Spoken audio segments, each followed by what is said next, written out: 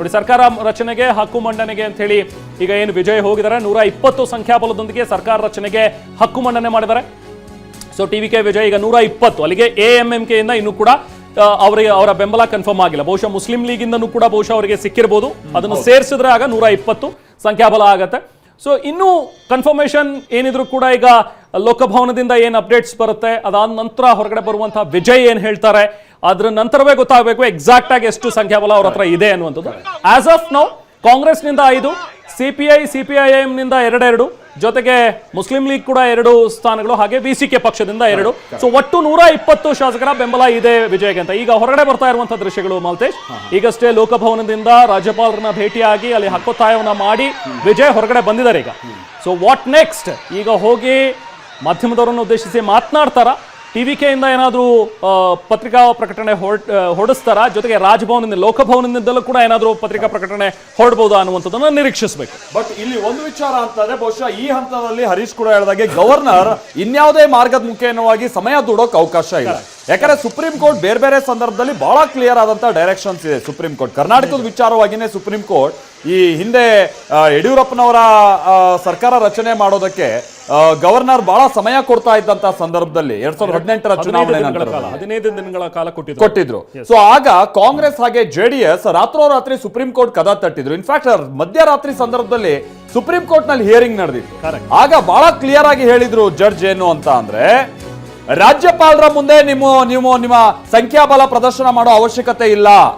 ರಾಜ್ಯಪಾಲರು ರಾಜಭವನದಲ್ಲಿ ಅವಶ್ಯಕತೆ ಇಲ್ಲ. ಅದೇನಿದ್ರು ಕೂಡ ವಿಧಾನಸೌಧದಲ್ಲಿ ಆಗಬೇಕು, ವಿಧಾನಸಭೆಯಲ್ಲಿ ಆಗಬೇಕು. ಈಗ ರಾಜ್ಯಪಾಲರನ್ನ ಭೇಟಿಯಾಗಿ TVK ವಿಜಯ್ ಹೊರಟಿದ್ದಾರೆ, ಲೋಕಭವನದಿಂದ ವಿಜಯ್ ತೆರಳಿದ್ದಾರೆ. ನಾನು ಈಗ ತಾನೇ ಹೇಳಿದಾಗೆ ರಾಜ್ಯಪಾಲರ ಮುಂದೆ ಇವ್ರ ಶಾಸಕರನ್ನ ಪರೇಡ್ ಮಾಡೋದು ಮತ್ತೊಂದು ಇದ್ಯಾವ ಅವಶ್ಯಕತೆಯೂ ಇಲ್ಲ. ಆದ್ರೆ ರಾಜ್ಯಪಾಲರು ತಮ್ಮ ವಿವೇಚನೆಯನ್ನ ಬಳಸೋಕ್ಕೂ ಕೂಡ ಸುಪ್ರೀಂ ಕೋರ್ಟ್ ಒಂದು ಅವಕಾಶವನ್ನ ಕೊಟ್ಟಿದೆ. ಅಂದ್ರೆ ಇವ್ರ ಹತ್ರ ಶಾಸಕರ ಬಲ ಇಲ್ಲದೆ ಹೋದ್ರೂ ಕೂಡ ನಾವು ಸರ್ಕಾರ ರಚನೆ ಮಾಡ್ತೀವಿ ಅಂತ ಅನುಮತಿ ಪಡೆಯೋದು, ಆ ನಂತರದಲ್ಲಿ ಸ್ವೇರಿನ್ ಮಾಡೋದು, ಅದಾದ ನಂತರದಲ್ಲಿ ಗೊಂದಲಗಳು ಅದು ಆಗ್ಬಾರ್ದು ಅನ್ನುವಂತ ಕಾರಣಕ್ಕಾಗಿ ಒಂದು ವಿವೇಚನೆ ಬಳಸಿ ಅಂತ ಹೇಳಿದ್ರು. ಬಹುಶಃ ಆ ಒಂದು ತಿನ್ ಲೈನ್ ಏನಿದೆ ಅದನ್ನ ಇಲ್ಲಿ ರಾಜ್ಯಪಾಲರು ಬಳಸ್ಕೊಂಡಿದ್ದಾರೆ, ರಾಜೇಂದ್ರ ವಿಶ್ವನಾಥ್ ಅವರು, ಸೊ ಅರ್ಲೇಕರ್ ಅವರು. ಸೊ ಅದನ್ನ ಬಿಟ್ರೆ ಇಲ್ಲಿ ಇವ್ರು ಸರ್ಕಾರ ರಚನೆ ಮಾಡೋದಕ್ಕೆ ಬಿಡಲ್ಲ ಅನ್ನುವಂತ ಯಾವ ಹಂತದಲ್ಲೂ ಕೂಡ ರಾಜ್ಯಪಾಲರು ಇಲ್ಲಿ ಆ ಧೋರಣೆಯನ್ನ ತೋರ್ಸಕ್ ಆಗಲ್ಲ. ಆಮೇಲೆ ರೆಹಮಾನ್ ಅವರ ಇನ್ನೊಂದು ವಿಚಾರ, ನೀವು ಇವತ್ತು ವಿಜಯ್ ಬಂದಂತ ಸಂದರ್ಭದಲ್ಲಿ ನೋಡ್ಬೋದು, ಅವ್ರ ಹಾವಭಾವ, ಅವರ ಮುಖಚಹರೆ. ಕಳೆದ 2 ಬಾರಿ ಬಂದಂತ ಸಂದರ್ಭದಲ್ಲಿ ವಿಜಯ್ ಅವರ ಮುಖದಲ್ಲಿ ಅಂತ ಆತ್ಮವಿಶ್ವಾಸ ಇರಲಿಲ್ಲ. ಎಲ್ಲೋ ಒಂದ್ ಕಡೆ ಅವರೆಲ್ಲ ಗೊಂದಲ ಇತ್ತು, ಆ ಲೆಕ್ಕಾಚಾರಗಳು ತಲೆಯಲ್ಲಿ ಓಡ್ತಾ ಇದೆ ಅನ್ನೋದು ಗೊತ್ತಾಗ್ತಾ ಇತ್ತು. ಬಟ್ ಇವತ್ತು ಅವ್ರು ಬಂದಂತ ಸಂದರ್ಭದಲ್ಲಿ ಬಹಳ ನಗುಮುಖದಲ್ಲಿದ್ರು. ಜನರು ಅಕ್ಕಪಕ್ಕ ನಿಂತವ್ರ ಕಡೆಗೆ ಅವರು ಕೈ ಮುಗಿದು ಬರ್ತಾ ಇದ್ದಂತದನ್ನ ನಾವು ನೋಡ್ತಾ ಇದ್ವಿ. ಆಮೇಲೆ ಅವರಲ್ಲೊಂದು ವಿಶ್ವಾಸ ಇತ್ತು. ಕಾರಣ ಅಂತಂದ್ರೆ ಅವ್ರ ಕೈಯಲ್ಲಿ ಆ ಪತ್ರ ಇತ್ತು, 120 ಶಾಸಕರ ಬೆಂಬಲದ ಪತ್ರ. ಆ ಕಾರಣಕ್ಕಾಗಿನೇ ಇವತ್ತು ಅವರ ವಿಶ್ವಾಸವನ್ನ ನೋಡಿದ್ವಿ. ಆಮೇಲೆ ತಮಿಳುನಾಡು ರಾಜಕಾರಣದಲ್ಲಿ ನೀವು ನೋಡ್ತಾ ಇರ್ತೀರಾ, ಜಯಲಲಿತಾ ಅವರ ಪ್ರಾಡೋ ಗಾಡಿಯಿಂದ ಹಿಡಿದು ಈಗ ವಿಜಯ್ ಅವ್ರು ಬಂದಂತ ಗಾಡಿಲಿ ಅವ್ರು ಎಲ್ಲಿ ಕೂತಿರ್ತಾರೆ ಅವ್ರಿಗೊಂದು ಲೈಟ್, ಮುಖದ ಮೇಲೂ ಅದೊಂದು ಲೈಟ್. ಜನರು ಬಂದಂತ ಸಂದರ್ಭದಲ್ಲಿ ಅವ್ರಿಗೆ ಗೊತ್ತಾಗಬೇಕು ನಮ್ ಲೀಡರ್ ಇಲ್ಲಿ ಬಂದ್ರು ಅಂತ ಹೇಳ್ಕೊಂಡು. ಬಹುಶಃ ಇನ್ನೂ ಪಾಕೆಟ್ ಅಲ್ಲಿ ಫೋಟೋ ಒಂದು ಬಂದಿಲ್ಲ. ಇವರ ಕಾರ್ಯಕರ್ತರು, ಇವ್ರ ಶಾಸಕರು ನೆಕ್ಸ್ಟ್ ಹಾಕೊಳ್ಬಹುದು. ನಾವು ಸ್ಟಾಲಿನ್ ಅವ್ರದ್ದಾಗಿರ್ಬೋದು ಅಥವಾ ಕರುಣಾನಿಧಿ ಅವ್ರದ್ದಾಗಿರ್ಬೋದು, ಜೊತೆಗೆ ಜಯಲಲಿತಾ ಅವ್ರದ್ದು ಆ ಬಿಳಿ ಬಟ್ಟೆಲಿ ಒಂದು ಫೋಟೋ, ಆ ಫೋಟೋ ಕಾಣಿಸ್ತಿರ್ಬೇಕು ಜನರಿಗೆ. ಈ ರೀತಿ ಇದಿಲ್ಲ.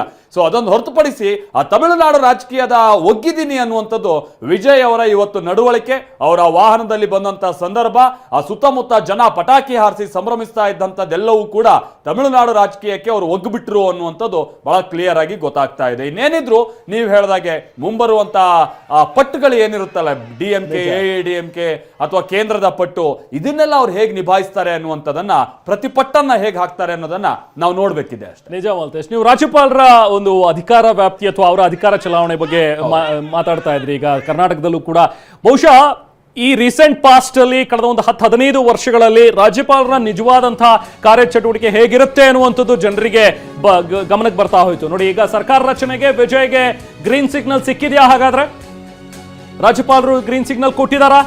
ಓಕೆ, ನೀವು ಸರ್ಕಾರ ರಚನೆ ಮಾಡಿ ಅನ್ನುವಂಥದ್ರ ಬಗ್ಗೆ ಈಗ ರಾಜ್ಯಪಾಲರು ಕೂಡ ಅನುಮತಿಯನ್ನ ಕೊಟ್ಟಿದಾರಾ? ಇದು ಇರುವಂತಹ ವಿಚಾರ. ಈಗ ನಮಗೆ ಸಿಕ್ಕಿರುವಂತಹ ಖಚಿತ ಮಾಹಿತಿ ಪ್ರಕಾರ ಈಗ ರಾಜ್ಯಪಾಲರು ಕೂಡ ಓಕೆ ಗೋ ಅಹೆಡ್ ಅಂತ ಹೇಳಿದ್ದಾರೆ ಅನ್ನುವಂಥದ್ರ ಬಗ್ಗೆ ನಮಗೆ ಸಿಕ್ಕಿರುವಂತಹ ಅಧಿಕೃತ ಮಾಹಿತಿ. ಸೊ ಸರ್ಕಾರ ರಚನೆಗೆ ಈಗ ವಿಜಯ್ಗೆ ಗ್ರೀನ್ ಸಿಗ್ನಲ್ ಸಿಕ್ಕಿದೆ. ಇನ್ನ ಅವ್ರು ಆಲ್ರೆಡಿ ಎಲ್ಲವೂ ಅನ್ಕೊಂಡಂತೆ ಆಗಿದ್ರೆ ನಿನ್ನೆನೆ ಪದಗ್ರಹಣ ಸಮಾರಂಭ ಮುಗಿಬೇಕಿತ್ತು. ಬಟ್ ಅದು ಸ್ವಲ್ಪ ಡಿಲೇ ಆಗಿದೆ. ಮೇ ಬಿ ನಾಳೆನೇ ಆಗಬಹುದು. ನಾಳೆ 2 ರಾಜ್ಯಗಳಲ್ಲಿ ಪದಗ್ರಹಣವನ್ನ ನೋಡ್ತೀವಿ ನಾವು.